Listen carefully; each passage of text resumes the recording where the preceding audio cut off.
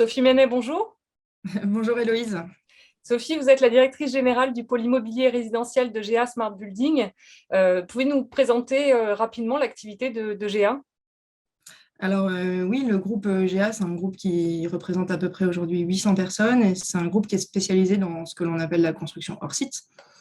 Donc, la définition que moi je porte au hors site, c'est de dire que c'est un modèle novateur de réindustrialisation de l'acte de construire. Donc, qu'est-ce on entend par là? C'est en fait le principe de préfabriquer l'ensemble des composants d'un bâtiment dans nos usines. Donc, on a des usines d'ossature bois, on a des usines de préfabrication béton, on a des usines qui fabriquent tout ce qui va être menuiserie, serrurerie et aussi tout ce qui est équipement de confort à l'intérieur d'un immeuble. Ensuite, une fois préfabriqués, on vient les assembler. Soit on les assemble sur site, et c'est ce qu'on va appeler de la 2D, comme deux dimensions. Soit on assemble ces composants dans nos usines, et c'est ce qu'on va appeler de la 3D, parce que ça fabrique un module. Ce module, ensuite, on réalise l'intégralité des corps d'état en usine, et c'est ce module qui va être déplacé sur le chantier pour y être assemblé. Voilà. Et quelle est la part du résidentiel dans l'activité de GA? Alors, c'est tout récent, hein, puisque le groupe est historiquement, je dirais, connu et reconnu plutôt pour ses activités tertiaires, logistiques, industrielles. C'est un groupe qui est pionnier finalement dans la mise en œuvre de produits à faible empreinte carbone.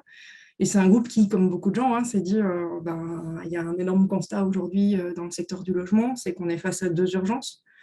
Une urgence sociale dans la nécessité de produire rapidement du logement, et puis une urgence environnementale avec la nécessité de produire du logement à faible impact carbone.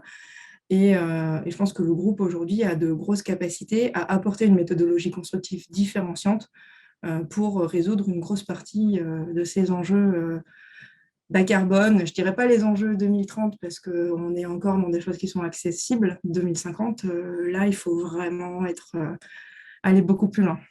Et en quoi le hors-site répond aux problématiques actuelles? Alors, le hors-site, pour moi, il répond aux problématiques de deux façons très distinctes. Un premier qu'on connaît très bien à travers la préfabrication qui est lié au délai. Globalement, le hors-site, on dit assez souvent que ça nous permet de gagner à peu près 50% de délai de chantier. Ce qui est très connu aussi, c'est les impacts que ça a sur le chantier, puisque du coup, c'est des chantiers à faible impact sur le voisinage, à faible nuisance en termes de circulation de camions, en termes de poussière.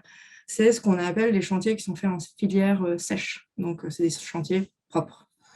Ce qui est beaucoup moins connu, et c'est ce qui aujourd'hui est fortement poussé, y compris par mes équipes en logement, c'est que construire en hors-site, ça permet aussi de réduire de façon assez drastique l'utilisation de matières premières.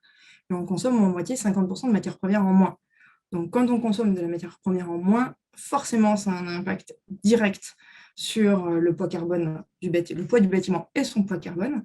Et en plus, quand de façon assez intelligente, on met le bois là où il y en a besoin, et on arrive à un beau petit mélange qui nous permet d'atteindre des objectifs très audacieux. Très bien. Alors, tout ce qu'on vient de se dire, finalement, ça s'adresse particulièrement aux professionnels de l'immobilier, mais est-ce qu'il existe une offre qui finalement est dédiée plutôt à ceux qui sont directement concernés par le logement, c'est-à-dire le grand public, les particuliers? Alors, oui, bien évidemment, vous êtes pile dans le sujet en ce moment, puisque on crée effectivement et on annonce officiellement la création de la marque Rouge. Donc, Rouge avec R, 2 O et un J. C'est la première marque de logement hors site en France. Le groupe GA a voulu, à travers cette marque, adresser vraiment une offre grand public qui soit simple, qui soit lisible et qui soit différenciante. Du coup, on a beaucoup travaillé sur la philosophie en fait, de cette marque et on s'est arrêté sur un sujet qui nous tenait à cœur et sur la thématique, c'est fini les machines à habiter, place aux espaces qui habillent votre vie. Et moi, c'est quelque chose qui m'a tout de suite parlé parce que dans habitat, il y a habit. On n'y pense pas souvent. Sauf que quand on est en plein Covid et qu'effectivement on est enfermé chez soi, on comprend assez vite que quand on a un habit qui est trop petit, c'est pas agréable à vivre. Et finalement, le logement, c'est l'habit de sa vie, c'est l'habit de son histoire. C'est comme un habit, il doit être à notre image, il doit être personnalisable, on doit avoir le choix. Il doit s'adapter en fonction des moments de la journée, en fonction des moments de notre vie. Il doit être fonctionnel et on doit être à l'aise. Et finalement, c'est aussi ce qu'on recherche dans son logement. Et parce que le logement, c'est un lieu de vie, c'est un lieu de joie, c'est un lieu de partage, c'est un lieu de besoin, d'envie, d'émotion, de passion. J'utilise volontairement tout ça parce que le terme rouge n'est pas anodin derrière tout ça. C'était l'idée d'avoir une marque qui soit forte, qui casse les codes de l'immobilier et qui apporte dans un premier temps des émotions. Et les émotions qu'on a envie d'avoir et qu'on a envie, qui nous accompagnent. Et ensuite, deuxième élément qui pour moi est hyper important, c'est en dehors des émotions et de s'adapter aux clients, c'est d'apporter vraiment des garanties aussi aux clients. Et les trois piliers indispensables de Rouge, ce sera des garanties en termes de délai. On s'engage à construire 2 fois plus rapidement qu'en construction traditionnelle. C'est des garanties en termes d'impact environnemental, où on s'engage dès aujourd'hui à diviser par 2 les émissions de gaz à effet de serre de nos projets. Et puis, c'est une garantie en termes de qualité et de finition, puisqu'on s'engage sur le zéro réserve. Alors, on en rigole tous, mais je pense qu'aujourd'hui, en achetant sa voiture, on ne se poserait pas la question de savoir si on peut mettre des réserves, et c'est ce qu'on veut donner au logement de demain. Merci Sophie pour cet Voilà. entretien.